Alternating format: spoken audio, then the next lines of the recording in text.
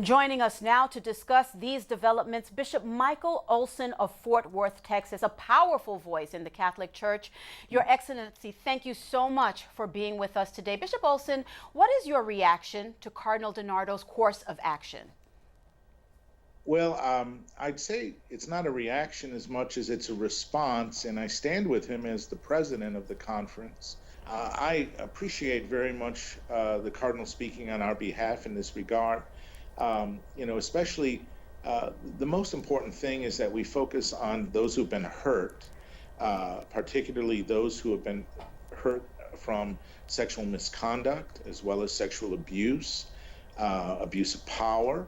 And I would further add as well those of our faithful, all of us who have been harmed through scandal. And the scandal is this, that it makes us jaundiced or cynical about the possibility of living the gospel, and that the message of the gospel is somehow not true and therefore not compelling to put into practice. And that's a very real harm that is being done by this current crisis in the church.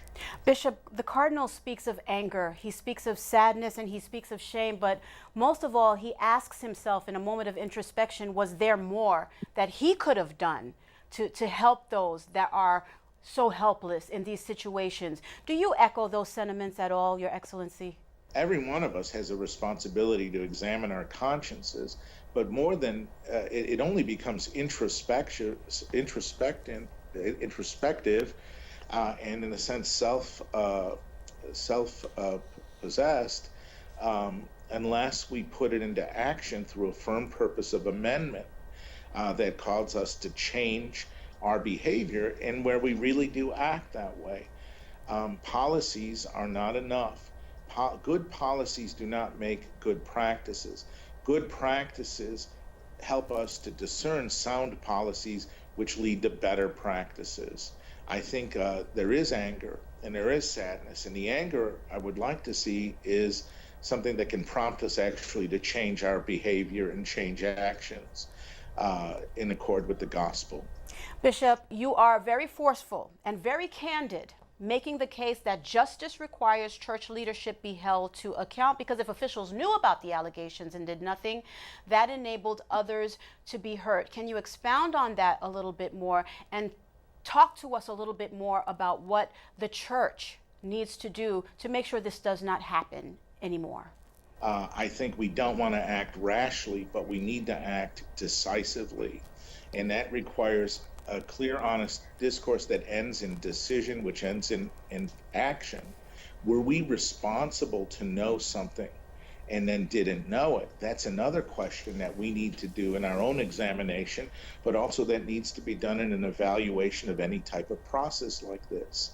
Were we accountable to say something, to find out? There's a moral obligation to know what we need to know to responsibly care for all of our sheep, all of Christ's sheep, and particularly the vulnerable.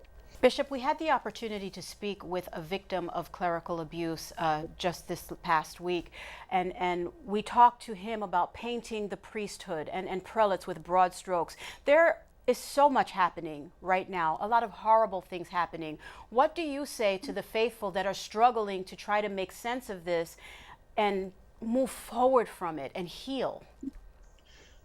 First of all, I don't think we can move forward for it. We need to move through it. We can move around it. All right. This is not simply a matter of how we interpret the priesthood. It's how do we receive it and how do we live it? All right. And do we live it in correspondence with Christ, head and shepherd of the church, in whose image we've been ordained, and our priestly ordination, and even fully in our episcopal ordination. All right. And that has to be our standard and benchmark for evaluating and assessing ourselves. Bishop Olson, the issue and the question has been about transparency. With that in mind, where do we go next?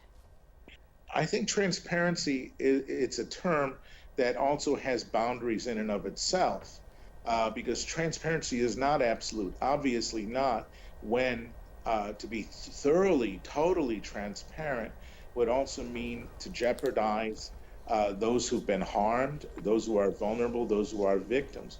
Transparency also has to have the limits of checks and balances of responsible authority and leadership.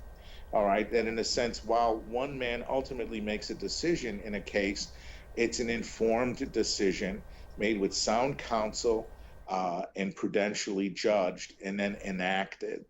All right, so that it's not simply reliant on a closed system, which with all sorts of things where secrecy might be able to prevail. Bishop Olson, do you believe that the way the Holy Father, Pope Francis, is now addressing the situation will help us move through it, as you've said?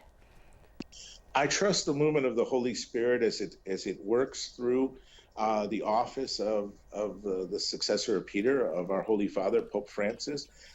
We have seen his actions done before in humility, in judgment. In many of these things, this is an uncharted reality, and he also has to rely on his advisors and those who know these things for him to inform him for his judgment. The church is founded by Christ, and the chair of Peter has his guarantee.